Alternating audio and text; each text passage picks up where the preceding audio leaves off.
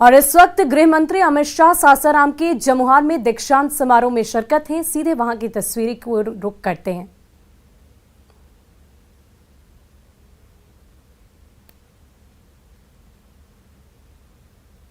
महसूस कर रहा हूं कि एक महापुरुष जिसके जी में नियति ने देश को सर्वांगीण विकास और शिक्षित करने के लिए हमारे बीच में उपस्थित किया है और उन्हीं के तत्वाधान में हमारे बच्चों को आज इतनी बड़ी उपलब्धि हासिल हुई है।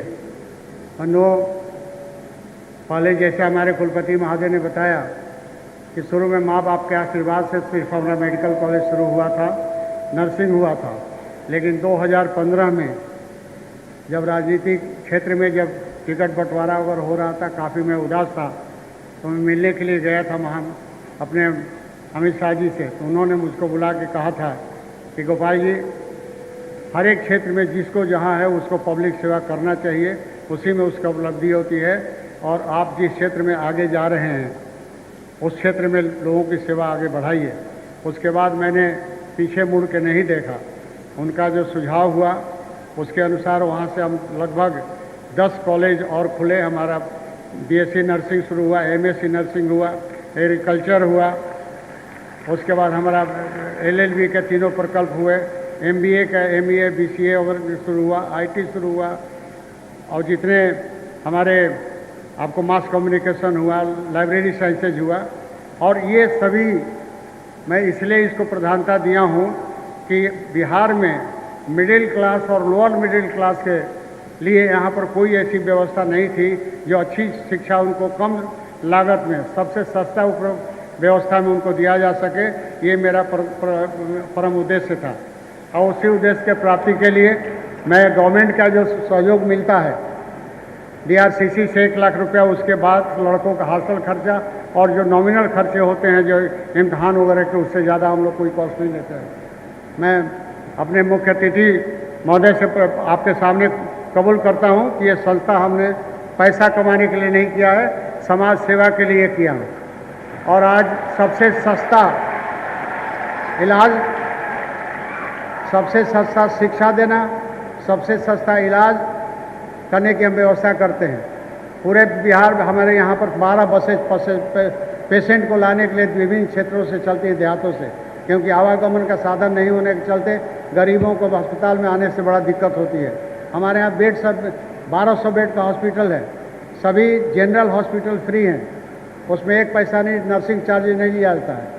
आईसीयू में अगर ज़रूरत पड़ती है तो बिहार का देश में सबसे सस्ता आईसीयू की व्यवस्था 2-2.5 हज़ार रुपये पे यहाँ किया गया और उसी स्तर का हम सेवा यहाँ प्रदान करते हैं। बंधुओं, मैं इसलिए मैं कहा कि मैं एक शब्द का इस्तेमाल किया हूँ, महापुरुष। ये महापुरुष शब्द मैंने अपनी तरफ से नहीं दिया।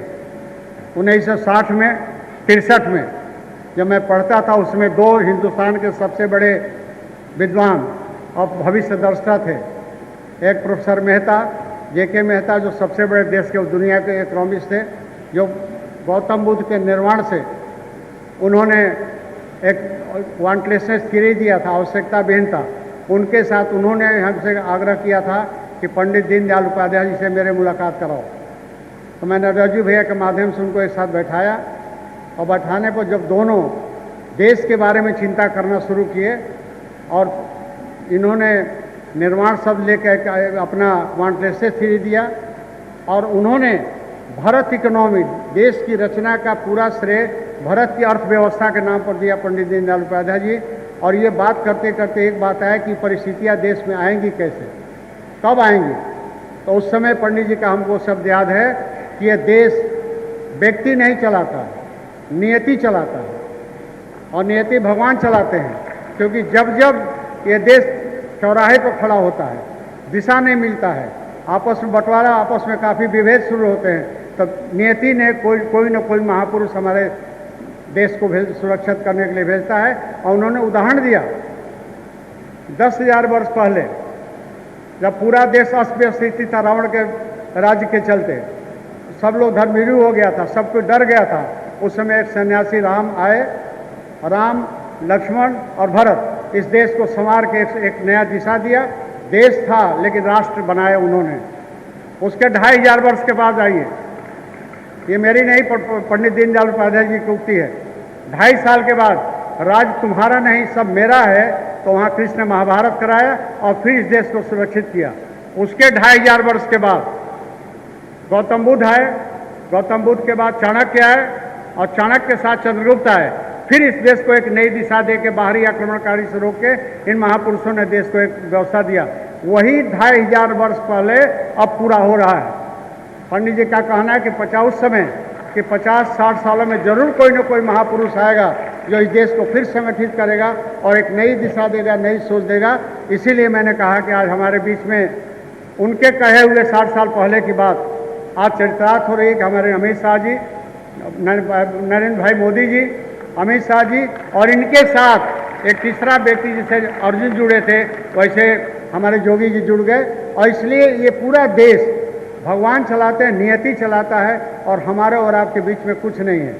इसलिए मैं इस महापुरुष को अपने प्रांगण में आने पर, और लड़के आप लोग भी भाग्यशाली हो, कैसे महापुरुष के हाथों समक्ष तुम लोग को डिग्री मिली और बच्चे जो आगे आने वाले हैं, जो उपस्थित हैं, उनको भी इनसे सीख लेना चाहिए कि देश के प्रति अपने को समर्पित होने में ही लाभ होता है। अपने स्वार्थ में रहने वाला व्यक्ति रावण नहीं रहा, दुर्योधन नहीं रहा, धनानंद नहीं रहा, तो ये इस तरह के आप समाज में रहने वाले व्यक्ति कोई कुछ नहीं कर सकता। इसलिए तुम लोगों का अपने भविष्य निर्माण करना है और निर्माण करने की जितनी भी हमसे क्षमता है, जितनी भी हमको हिम्मत है, जितनी भी तुमको व्यवस्था दे सकता हूँ देने के लिए मैं कटिबद्ध हूँ, प्रतिबद्ध हूँ। इसीलिए मैं आज सबसे बड़ा अपने को आनंदित महसूस करता हूँ।